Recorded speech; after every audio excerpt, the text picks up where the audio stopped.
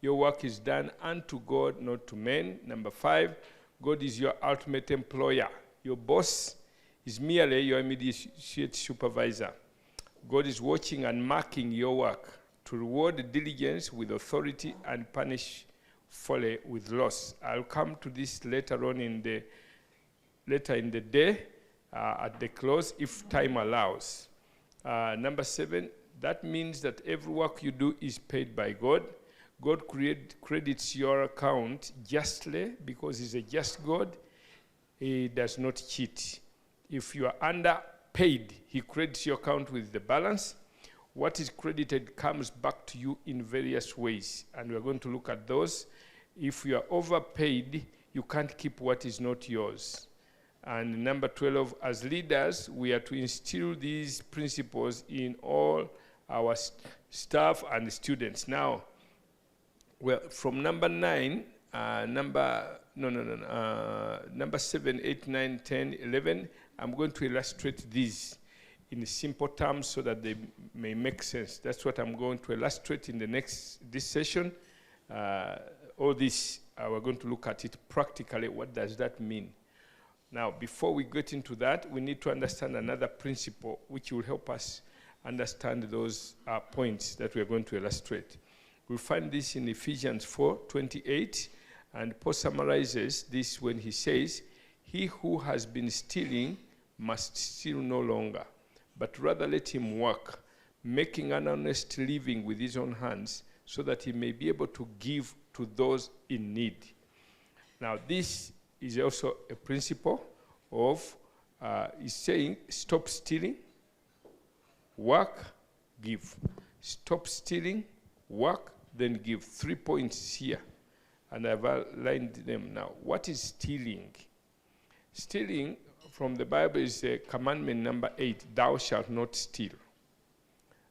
When God said that, it means that he ordained ownership. You cannot steal something which has no owner. By him saying, thou shalt not steal, he ordained ownership. It means he expected people to own. Now you'll notice that in that commandment, you are not supposed to steal, which means you are taking out from somebody who owns. I was talking with a professor, I don't know, the professor, Dr. Nicholas here. I was talking about economy. He's an economist. Now, from the biblical perspective, the biblical capitalism, if I could put it that way, private ownership is a key issue. It's a very, very key issue, private ownership. The communists in the economic part of the Marxists don't believe in private ownership, but the Bible teaches private ownership. And so God himself ordained it that you should own. There is a level of ownership where you work and you get. So ownership in the Bible flows from work. The only legitimate means to ownership is work. This is very, very important. God ordained ownership and property, private, but it only flows legitimately from work. You work to get, you own. You don't own by cheating, by this. You can also own by inheritance, where the person who worked before you, like your father, owned and then passes it on to you. That is legitimate also, but primarily, ownership flows from work. You can only own if you work. So whatever you work for, you own. Ordained ownership and property. When you look at a title, a land title, there is a section of ownership where your name is written on a title. Ownership, and they put your name. Now, in the spirit realm, everything you work for, you have a title for. The money you have worked for, you have a title for that money. The same way you have a title for the land that you have bought, you hold on to that title to show ownership so that it cannot be taken away from you. In the same way, every time you work, you have a title to the money you have worked for. You cannot be deprived of what you have worked for justly.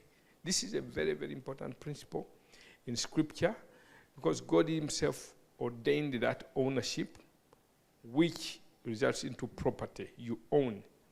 You own and you have property. You have a right to property by work. So the only legitimate means of acquiring ownership or title to property is work.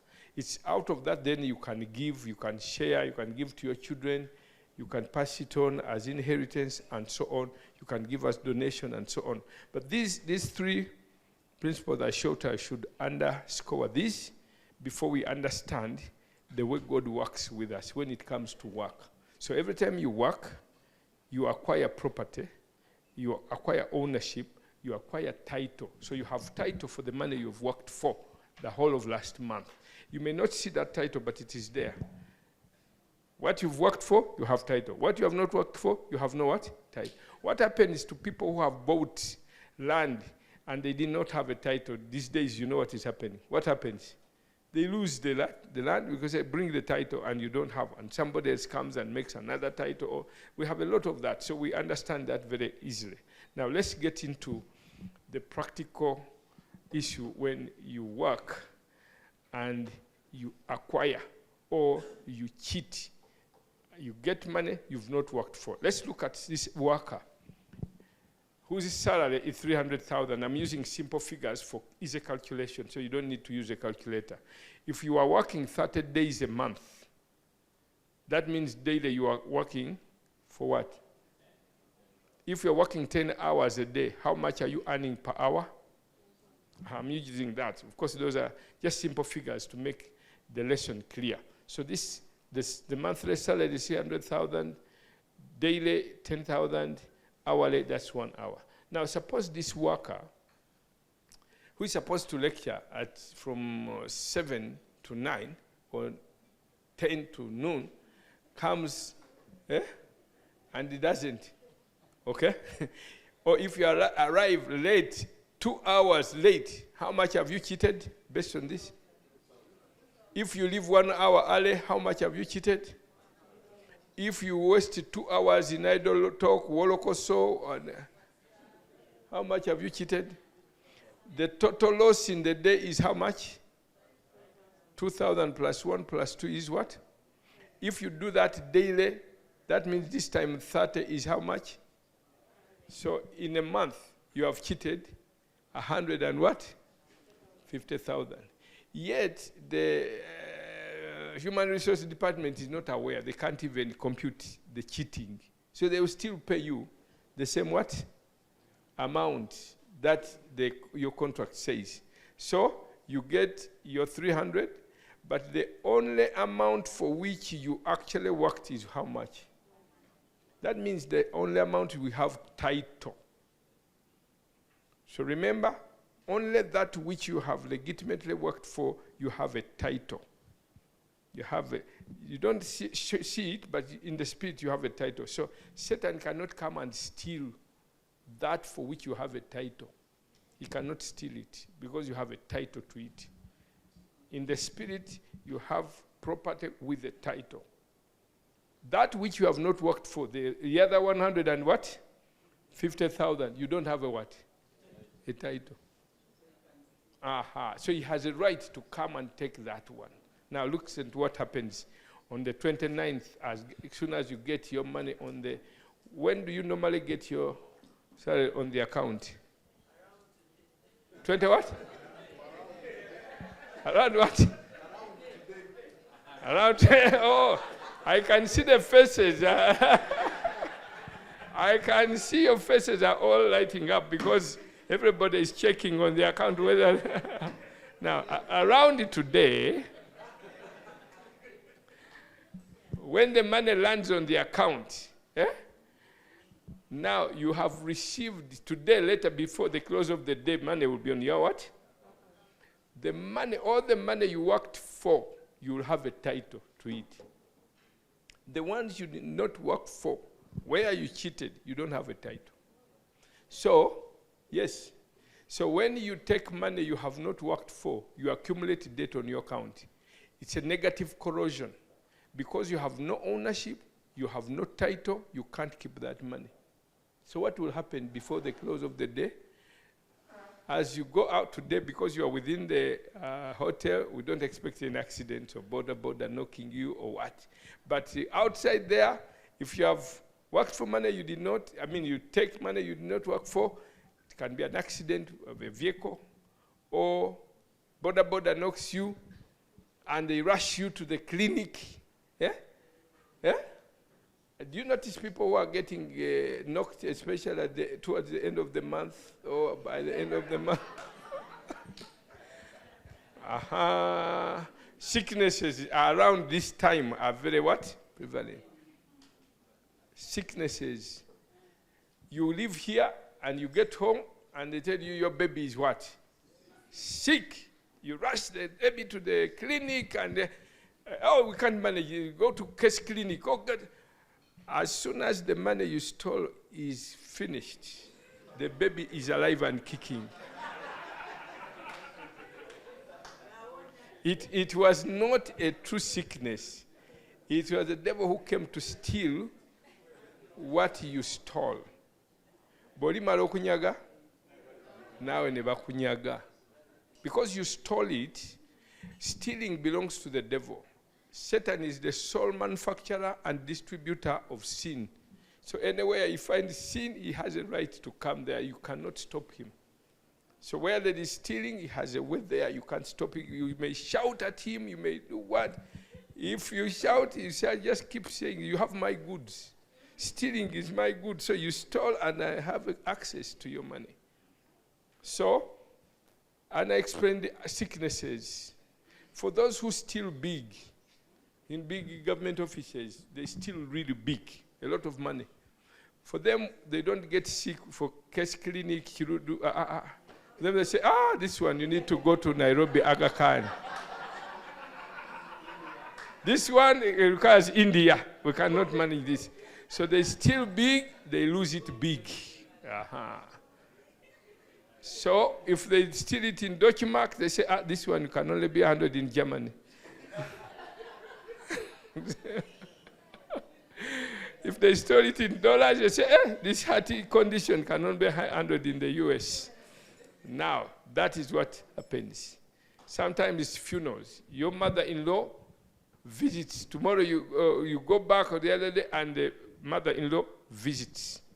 She gets in your house and she gets sick. In Uganda, they say, Erwani Rebuko, Ekuke Jembe. So you have to do everything possible to show the mother-in-law that you're what? Kumbe, you are paying for what you had stolen, and as soon as the money you stole is finished, the mother-in-law is fine. And you give her something to go back with the remaining parts of your stealing. So that is what happens constantly. Sometimes she ends up dying and you have to pay a plus and all that. I pray that she doesn't die. But the funeral, the what, constant death, unnatural disasters continually happen. So this is what is happening for most workers. This does not segregate religion. This does not segregate the status. Whether you're a small worker, a big worker, a politician, these are timeless principles. They don't segregate. Believe you me, check on all of them. People who keep stealing and cheating, it doesn't matter who they are. Whether they're in church and they're manipulating money out of people's pockets, they keep going through this because they're stealing and cheating. Whether you're a religious leader, whether you're a politician, these are timeless principles. That's why I shared that when we teach these principles and timeless principles, we enter into a transformation as a nation that is sustainable. This has nothing to do even with what we call minimum wage. Even people who don't get a minimum wage, if they are following proper principles, they create wealth so much that the nation gets enough to pay them. Now, most people focus so much on a minimum wage. For me, my focus is different. I want to change the work ethics because even before they get the minimum wage, God will still make up for the difference if they are working and doing what they're supposed to do. Check on your colleagues. You look at people who are always diligent in teaching. They're always there in class. They're marking on time. They give the right marks to the students. You check on their lives. You don't even need to listen to me. You just check on your colleagues or yourself. People who are always doing the right thing, God will always make up for the need. You have financial need, material need, your home, your marriage, your what. This cuts across. So these are timeless principles. Look at another. You are always cheated. You buy land and you find you bought air. Have you seen that? Anybody who has bought air, don't put up your hand. Okay? You buy a car and it's a problematic car. Every end of month it breaks down. Kumbe, it is the money that it's in the garage. As soon as it's finished, there's no problem. You can take it. Yeah? Chronic financial loss and indebtedness. You're always in debt, paying unnecessary interest. You even lose your what? Your character. You have no peace. You are never satisfied. You are not contented. That's why thieves have to keep stealing all the time. Once you get into this system, that's why some career politicians don't want to leave. They are so used to stealing that they cannot even dream in a day when they can what? Do that, because that's the only way they can get this cheap what? Money. And I'm praying that one day will come when we can really deal with this career political issue. That people come in to serve, not to what? To get. Yeah? That they have been successful in their private lives, in businesses, in their different, jobs. They have made money. They now come to serve others, rather than using it as a means to make money out of politics. Okay? So that is the issue with cheating. Now, the unfaithful stewardship. Let's read about another example I normally use. Let's read it together. 3 government contractors are bidding to fix a broken fence for a government building. One from Bangladesh, another from India, and the third from China. They go to the building with the government official to check the fence. The Bangladesh contractor takes out a tape measure and does some measuring. Then works some figures. He says, I figure the job will cost you $900. $400 for materials, $400 for my team, and $100 for my profit. The Chinese contractor also does some measuring and says, I can do the job for $700, $300 for materials, $300 for my team, $100 for my. The Indian contractor does not measure. He leans over to the government official and whispers, $2,700. The official asks, you didn't even measure like the other guys. How did you come up with such a high figure? The Indian contractor whispers, wealth will run into spiritual and later on economic bankruptcy. If people start doing that, the country goes into a ditch of more debt and more debt and more debt, because everybody is making money out of everybody else, and there's no work. Because there's no work, there's no wealth creation. The nation is not creating. We borrow, we steal whatever we have borrowed, and we are passing on debt to the next generation, constantly passing on debt to the next generation. That is stealing. We are stealing from the next generation and consuming it in our generation. That is stealing. That is how companies, that's how institutions, that's how empires and civilizations fall. When a society, community, keeps stealing from the next generation and consuming it in their generation, that is stealing before God. Proverbs 13:11, 10:12 says, wealth that is gotten by vanity shall be diminished, but he that gathers by labor, that is by work, shall do what? Shall increase. So this is a major, major issue. For you economists, I really pray that you really bring this up clearly. This is what our real problem is at the moment, where a society wants to just consume without creating. Now, let's look at a faithful worker, the one who has the same terms of service like the previous one. But this one, look at him. He arrives early. He leaves late to clear his desk and the assignments. 2 hours extra, sometimes he comes in to stay late to mark students and make sure. So almost every day, there is an addition of how many hours? 5 hours, in addition to what he's supposed to normally do. So at the end of the month, he has accumulated this much because of those extras, sacrifices, over time, and so on. But the boss still pays him 300,000. But what he has actually worked for is what? 450. So what happens to 150? God credits that amount on his account continually every month. At the time when you have a need, that money will come back to you. It may not come as money. It may come in different ways. As a scholarship and is solicited for, there is always some recommendation that will come for some person you did something good for. It may even be a student. And say, that's a professor did this for me. He never asked. And he continues to remember that. And one day he says, that is the man I would recommend. You know, we use anybody. And the most unexpected sometimes. But you're consistently doing the right thing. And you'll pick one of those people for whom you've done good things, and you'll be your recommender, and you'll be amazed at how that comes. So when you work faithfully, you accumulate credit on your account. Because you have ownership and title to that money, it comes to you in many ways, sometimes directly, other times indirectly. An unexpected inheritance comes to you. One time I visited England and lived with an old woman. She was called Diana Quick, and she was very, very old. She liked me so much. I was there for a short time and came back to Uganda. When she was dying, she wrote a will and included me in her will. Now, these English people are very faithful. They read the will and looked for me. They started to trace where I came back from, the church that I came through, and they started ringing me that this woman left an inheritance to this Ugandan. I said, Lord, I have started to inherit the whites.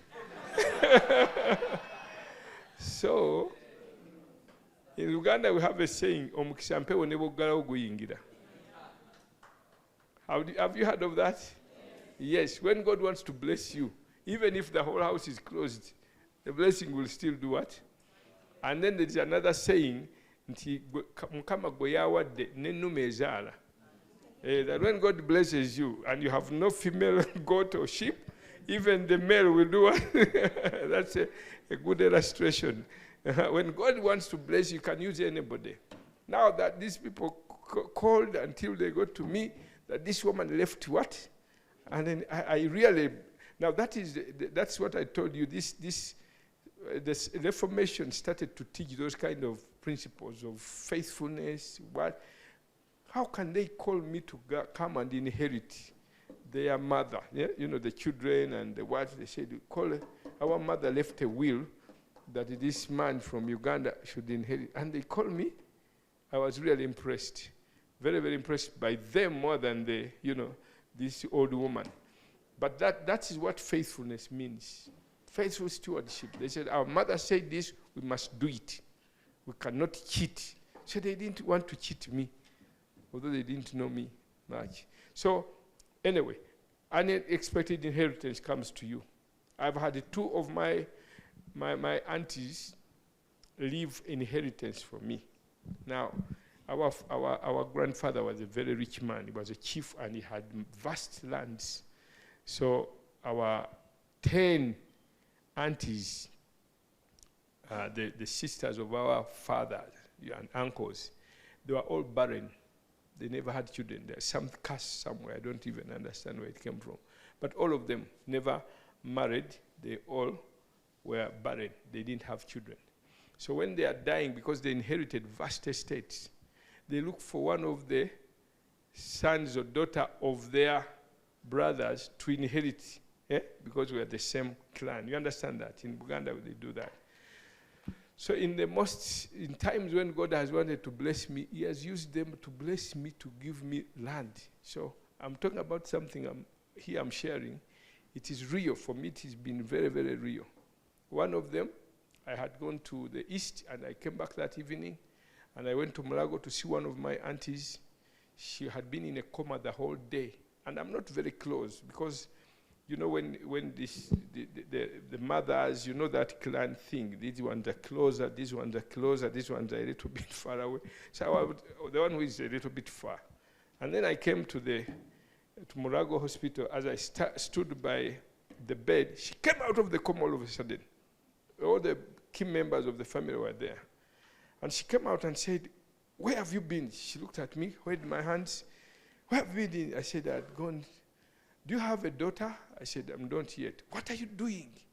She said, "I'm not yet married." "Okolachi," in Uganda. "Okolachi." "Anyway, although you are not yet married, all my estate in Chanja, in Mutundwe, all of it is yours." I was as shocked as everybody else. They were all by the bedside waiting for him to do what? It was very rich. The land was giving me, you know Chanja, some of you have been to Chanja. That whole area, 13 acres is what she gave me. 13. That Chanja town, I'm the one who sold it to all those people. Don't come because I finished it all.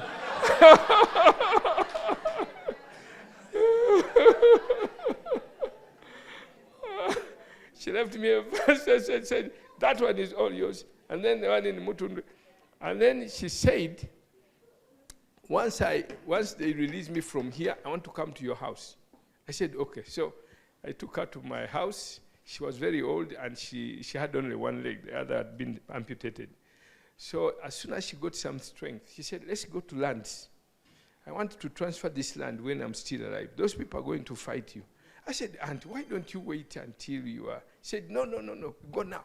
So we would go, I would carry to the land. She did the transfer. Then we went to Mutundwe. She had bought land from a big man, and then said, that land you sold me, I paid it all, but you had not given me a title. This one, if I cross the river, this one. In Uganda, she said, "When somokomuga." Oh no, omuga meaning when I cross over to the dead. I was surprised. She did all that. And the moment she did that, we finished changing. Then she got the attack. She had pressure and the diabetes. They sent a message, "Your aunt is very, very bad condition." So I sent the car. As soon as they put her in the car, crossing like this, she passed on. Just across the river. Just as when she finished transferring the land to me, she did what? She crossed the river. Can you imagine? Can you imagine? Then another one was the same. Another one gave me 110 acres. 110 acres. Yes. Gaba. Gaba. Gaba cross Gaba. When you are in Gaba, that land you see there across. And then, so, you see, that one, don't come yet. Don't come.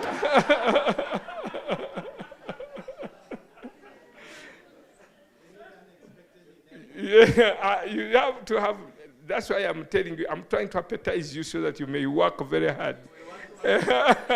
So that you may get that kind of inheritance. Leadership Training Center. Emerging leaders. Okay.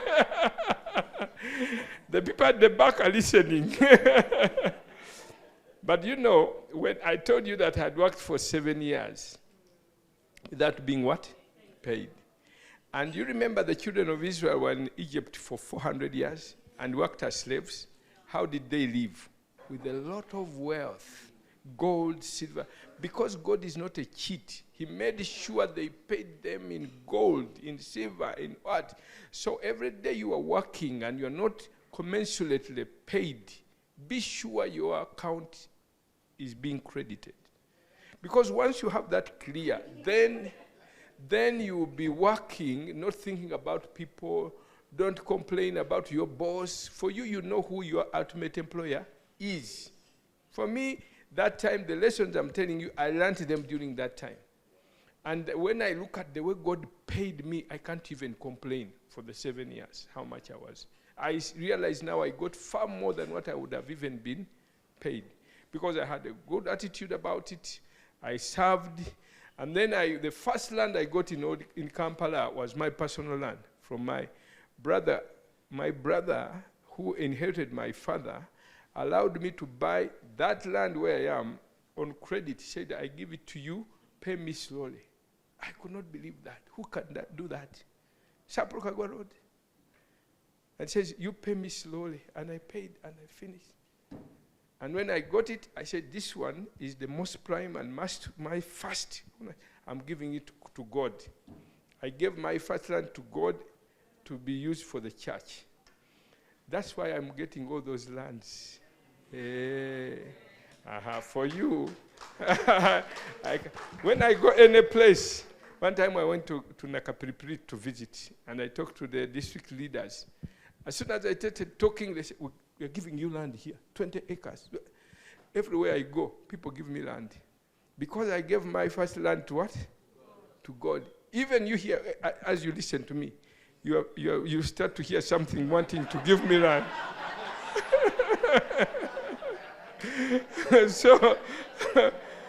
So when you hear God's voice, don't harden your heart. You give me land. Everywhere I go, I'm given land. Given land, like that. Okay? Anyway, sponsorship program, a very well-paying job. All these are special favors and God paying you back for being faithful in your work ethics. Lenience for your children at school. They will say, that one, don't chase her children. Don't chase his children. That one will pay us. Give him the results. Give him the results. He still pay. Can you imagine that? Because you have a consistency in your character. They trust you. Scholarships, bursaries. Your family do not get sick often. How many of you know this is a blessing, a great blessing? In your marriage and family, you're happy. You normally walk with your husband holding what? Hands. Anybody who walks with your wife and husband holding hands in the evening? Okay, don't put up your hands because others will feel jealous. So,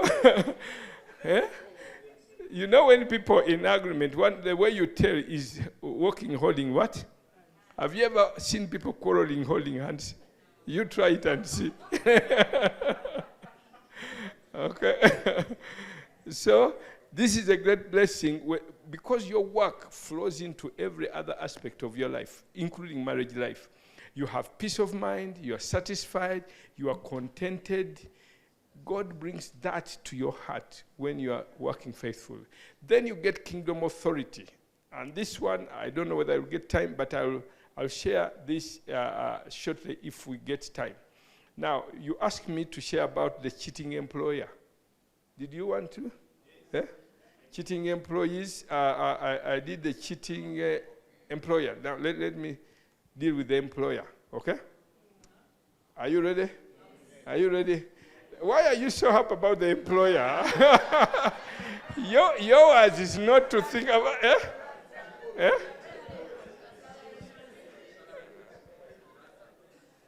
You recommend the salary increment? Okay. Oh. He's saying the reason they're asking is because he's the one they are going to be in charge of. Okay. Look at this person who has a factory with the same work contracts. And he has, if you pay 150,000 of your employees, suppose you have 200 employees, instead of paying them 300, you pay them what? Half. And you have the money. You make the money, you make the profits, but you know the right salary should have been 300,000, but you're paying them half. Okay? I'm using figures. It means you are cheating these employees for a year, and each year you are cheating this much times what? 200,000. What you have cheated per employee times the number of employees comes to 300 and what?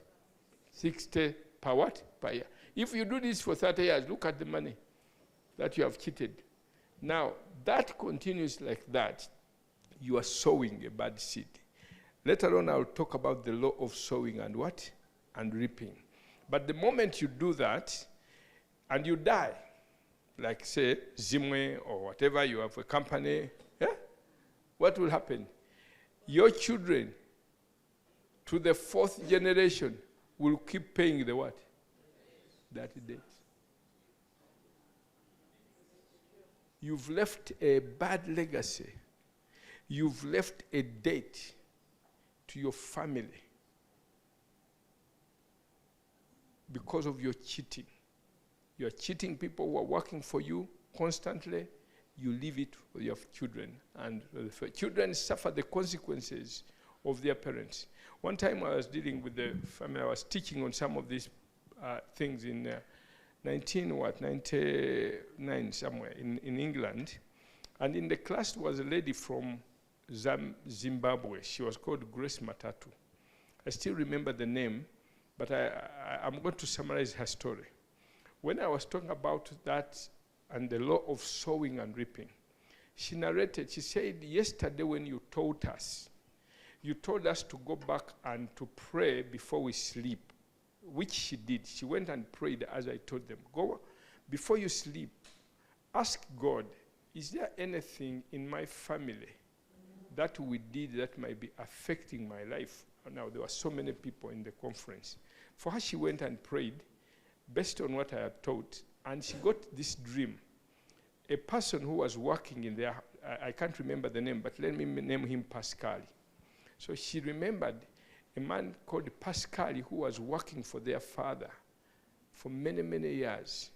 This man had worked for their father all their life. They grew up seeing this man. They were born when that man was working, and he died. He had come from Malawi, and he had worked for their father. Their father was a chief. The chief had 8 daughters, very, very beautiful daughters. Grace was very beautiful. She was studying, she had finished a master's degree, and she was doing her PhD in England. So she dreamt this man, and Pascal was pointing at Grace with a very, very bad, face. She said, when I went and dreamt this man, and because yesterday we were talking about this, which is transferred, I want to tell you about Pascal. Pascal had worked for our father. When we were young, our father promised Pascal that he will marry one of us, the daughters. Pascal was so happy.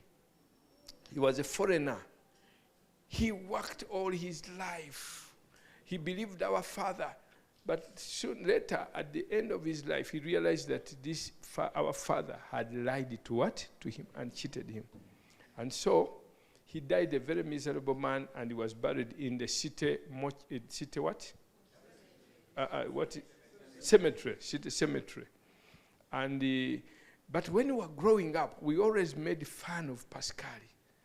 Pascal, that kind of thing. Are you the one going to marry Pascal? So the daughters knew their father was lying. And so they made it a joke. And so like that. Now she said, all my sisters, all of them are very beautiful, all of them educated within the country and outside. Some UK, others America. All of them are unmarried. They get engaged at the time of the marriage engagement break. She said, I have tried. I have one guy here. He's called Maxi. She came with him. He said, this guy, we have wanted to get married so many times. Every time we become very, very serious, something happens and the engagement breaks. She said, has been with so many others. This one, I insisted we should continue, but there is always something that comes up. We've been frustrated. And the second thing is that I have enough money to buy a house here in England because although I'm studying, I'm also lecturing in university. So I get enough money, but I've failed to pay my mortgages. Twice I've lost my what? Yes, you see, when you fail to pay, then they collect, and then you lose that mortgage, then you start another one, something like that. She said, those two things have really baffled me. I don't understand. And she said, now, after you've taught, now I've understood that Pascal, in a way, put a caveat on our what? On our lives. That's why we can't get married. All of us.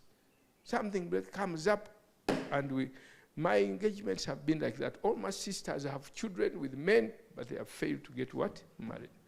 Now I want you to check, whenever you cheat people, the way you are leaving your children and your children, some of the things that you suffer come from our parents and your ancestors who may have cheated. Like I told you about my aunties who never married.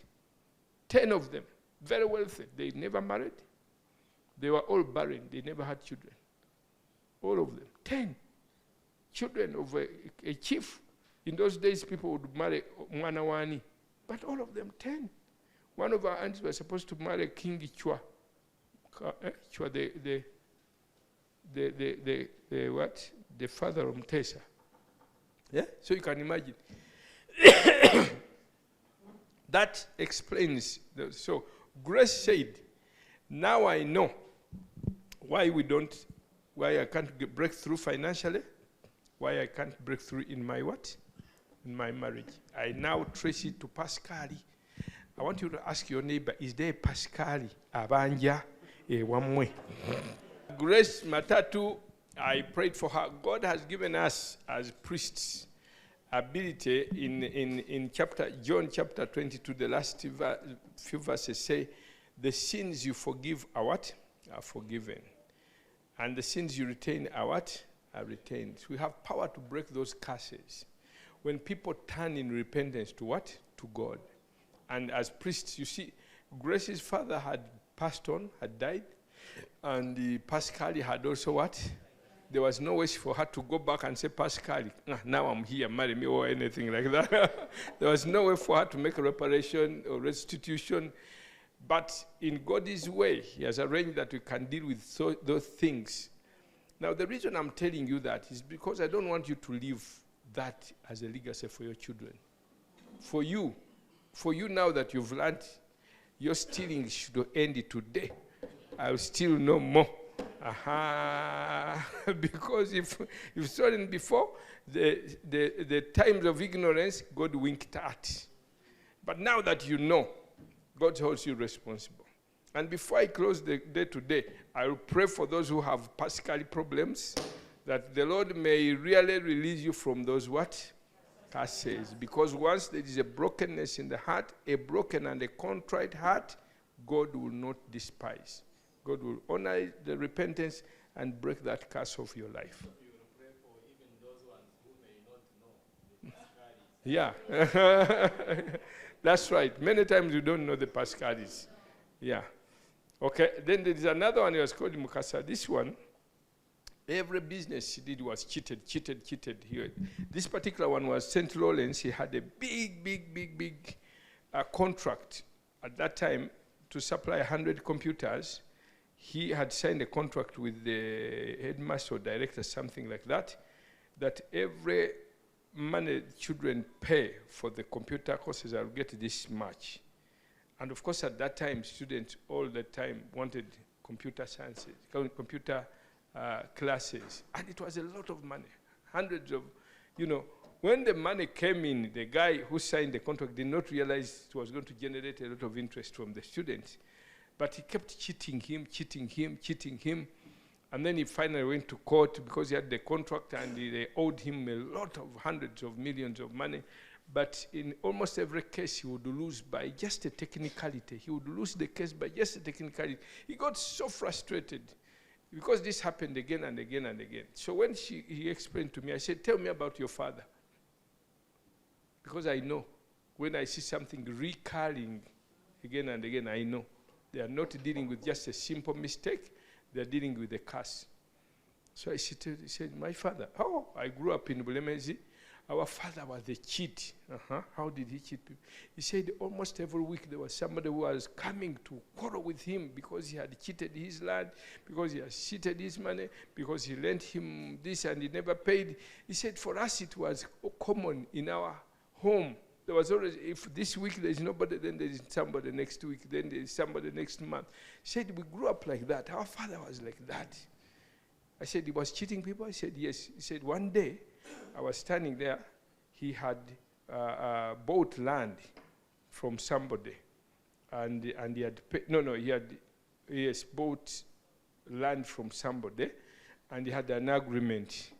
He had sold land to somebody. And he didn't give it to him. He said, you first bring the agreement, and then I'll give you the land. And then the other guy brought the agreement, and his father swallowed it. And he had nothing to show. He said, I saw that with my eyes. I was shocked, and my father was so ready. He said, Katiobanjachi. I said, that was normal. No. I said, now that's what you're dealing with. He said, I can now see the problem. Now I can see why I've been cheated. He said, my brothers are all suffering the same thing, and my sisters. He said, we are not just being cheated money. He said, for me, I was virgin when I married.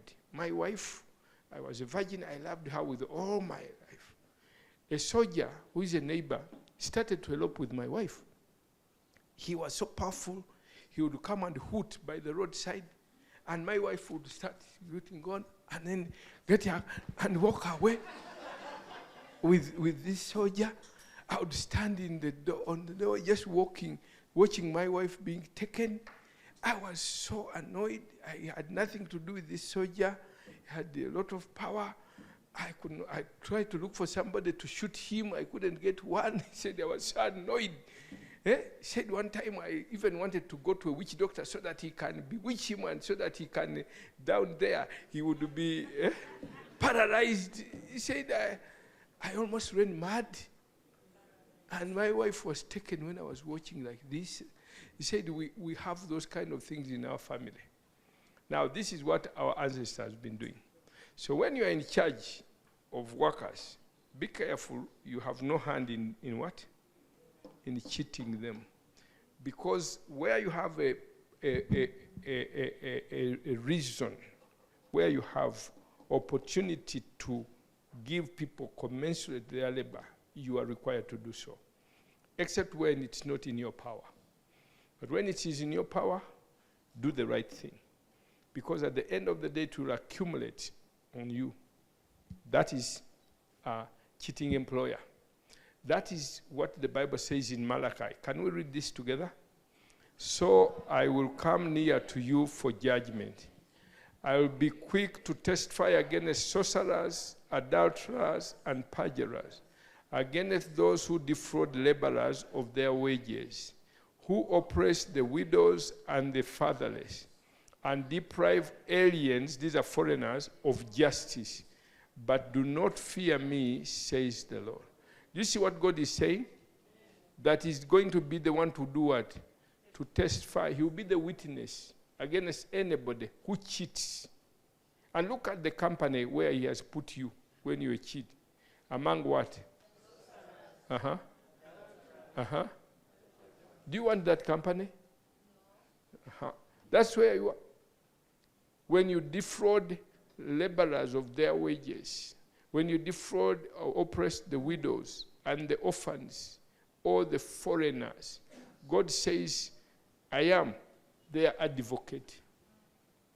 Look at another one, James 5:1-6. Let's read. Now listen, you rich people. Weep and wail because of the misery that is coming upon you. Your wealth has rotted, and moths have eaten your cloth. Your gold and silver are corroded. Their corrosion will testify against you and eat your flesh like fire. You have awarded wealth in the last days. Look, the wages you failed to pay the workmen who mowed your fields are crying out against me. So when you don't pay people, what happens?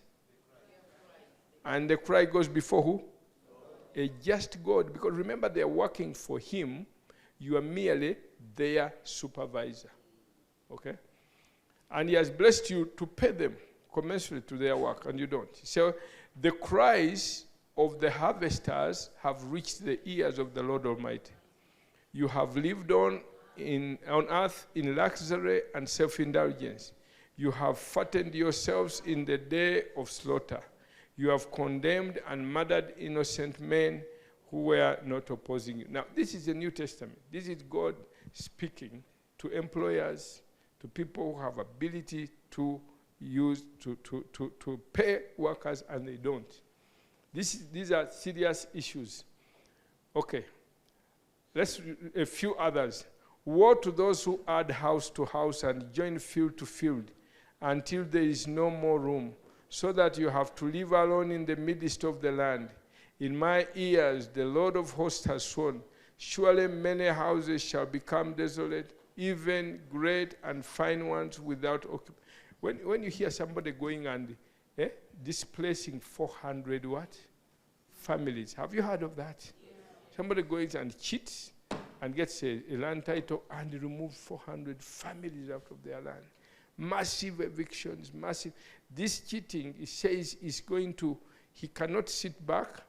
He makes sure that he will punish it to the third and fourth what? Generation.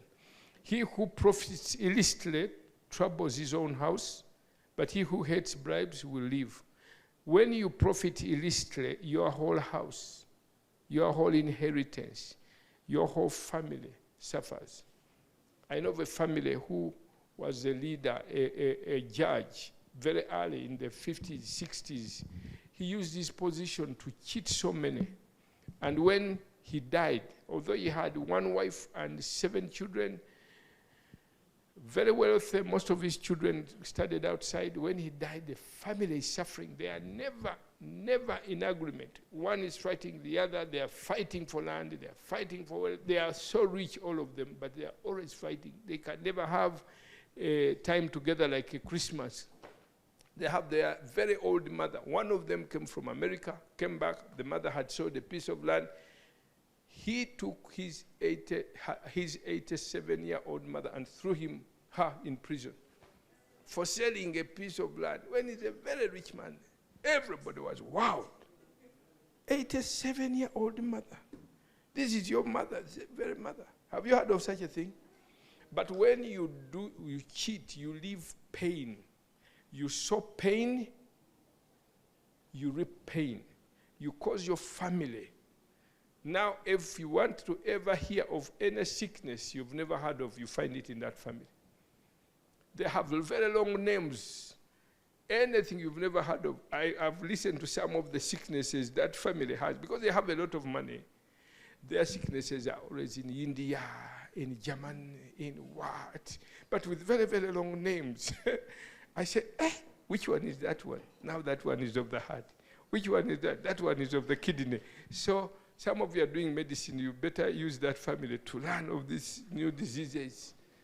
But that's what you leave for your family. Okay. Now, look at on a national level. You people are policy makers, and you're going to go on the national level. You advise, you are economists especially. When a nation, when it's very, very important, underpayment of workers, people who have worked and they are not paid their pension, we have to make sure always these people are what? Because when they cry, who will hear the cry? God. When the judgment comes, it doesn't come from only people who have been doing it. It affects the whole nation. Look at other things. What we call deficit spending is where a nation makes 100 shillings, but they keep spending 130 what? Shillings.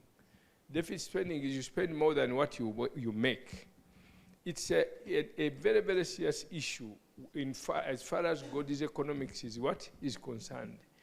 We call it deficit spending, and sometimes done through bonds and treasury bills, because you're keeping borrowing from the future and spending it on the present. Who is going to pay in the future? You are not saying who is going to pay in the future? Yes, you are stealing from the children and spending it on yourself. This is an issue that is a very, very serious issue for us, and for the nations, so this is a big one. Stealing prosperity from the future and spending it today. And that is what they call fractional reserve lending, where it's like lending in numbers. This is what caused the debt bubble in the US. You heard about those. That's what they do. Fractional reserve lending, you deposit $100 shillings in the bank, and the bank is allowed to only keep 10 shillings and then spend the 90. It's your money.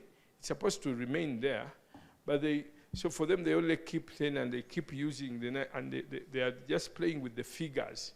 That's what they keep doing, and this has accumulated. America is the biggest debtor. One day it's going to collapse because it's in trillions and trillions of debt by doing this, the fractional reserve lending.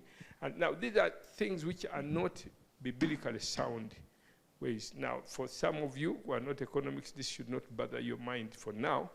But when you get to times when you are supposed to make the decisions for a nation, sustainable national development and transformation involves proper and sober dealings, clear-mindedness on these issues. Okay? How am I doing on time? What's the time now? Midday. Okay. So we have 1 hour left. Let me use a few minutes, and then we'll do Q&A. Our theology and philosophy of life have to change in order to effect the transformation. Change begins in the mind. As I said, reformers preached and created developed countries through their message, their culture, and their work ethics. Why? Because they focused on forming the nature of God in people rather than the preaching that focuses on gratifying the needs of the people. This is a big, big, big, big thing. Much of the preaching that we hear today, people focus on what people want to hear.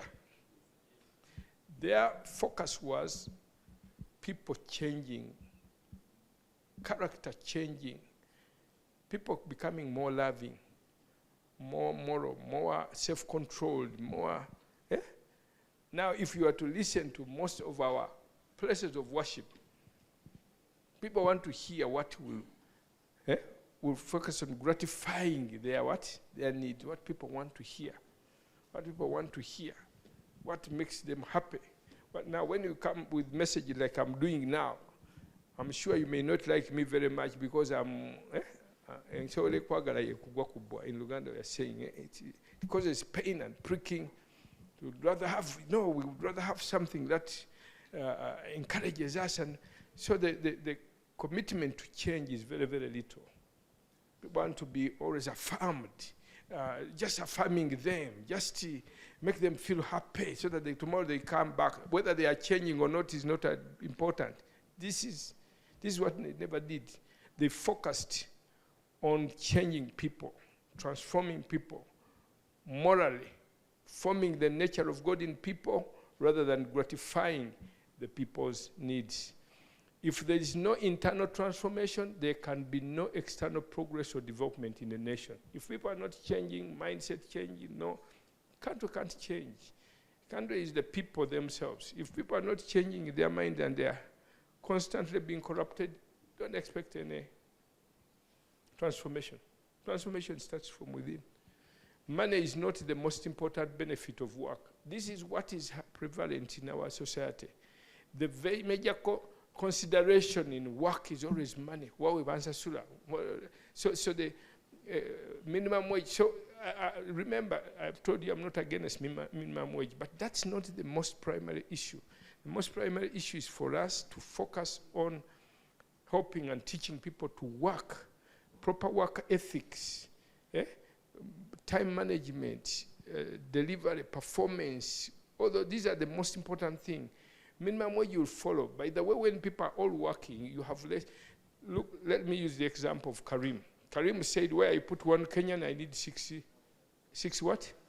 Ugandans. Suppose you are you're Karim, and everywhere you put a Kenyan manager, you'd have 6. So how many workers will you have in one business? Will you be able to pay the 6 Ugandans everywhere you put one? So if you have 10 Kenyans, you have to replace them with the 60 Ugandans.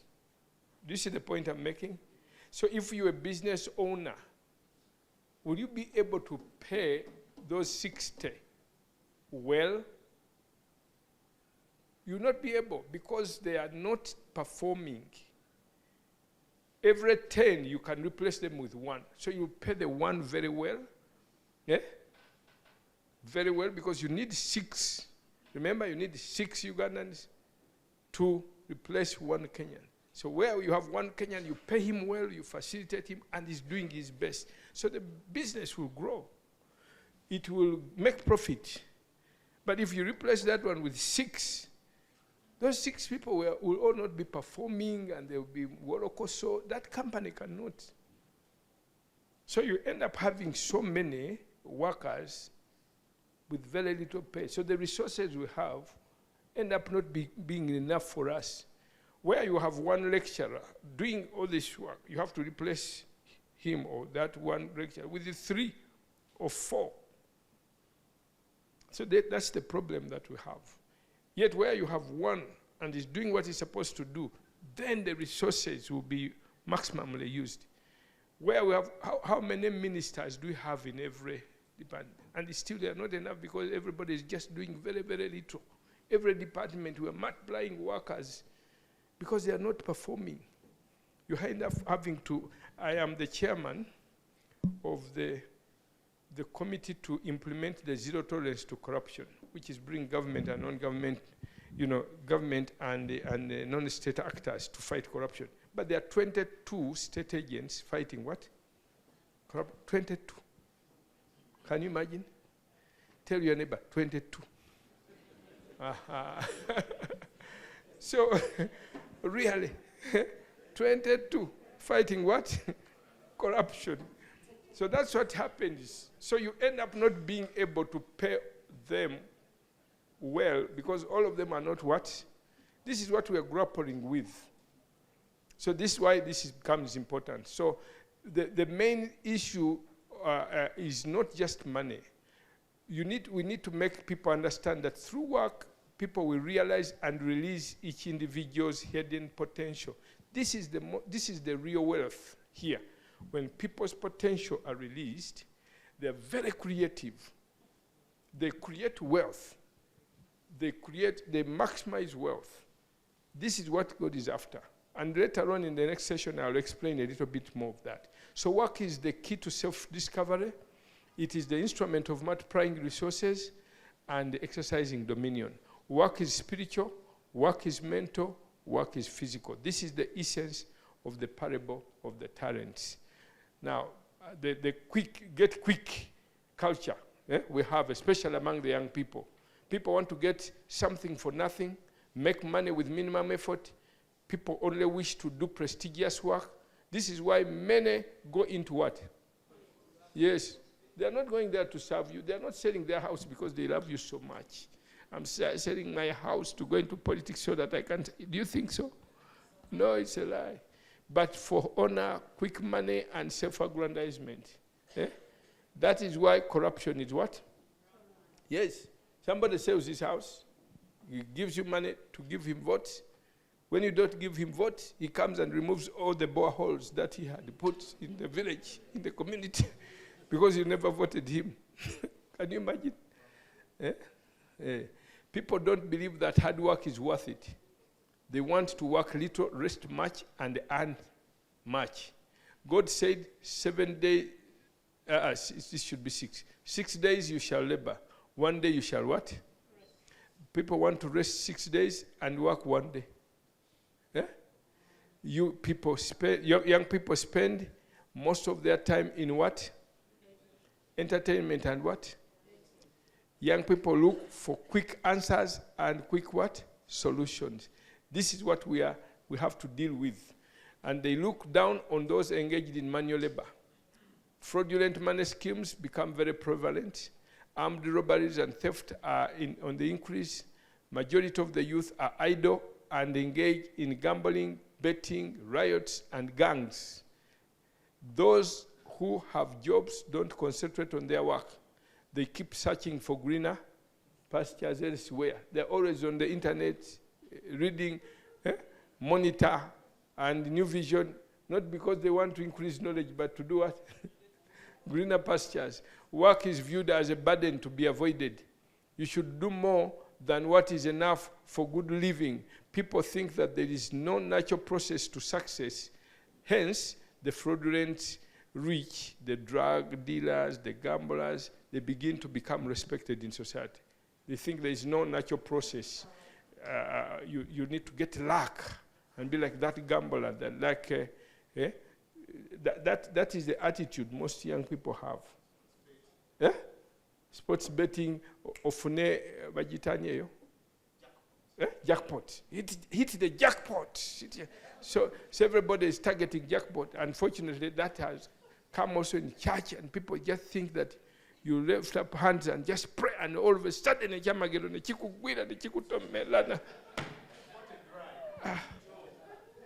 so it's such a big problem. People don't want to create their wealth. Instead, they expect to be given. So the mentality of what? Entitlement. Your children are so entitled. iPhone. You know, our children are so entitled. They demand this, they demand this, they demand this, they demand this. They feel like you have to go out of your way to do what? To please them. The escapist mentality becomes prevalent, giving birth to the syndrome of immigration. You've heard of the economic refugees crossing the Mediterranean into Europe. Proverbs 13:4 says, the soul of a lazy man desires and has nothing, but the soul of the diligent shall be made rich. Okay? Now, I'll not get into, I have so much stuff on this.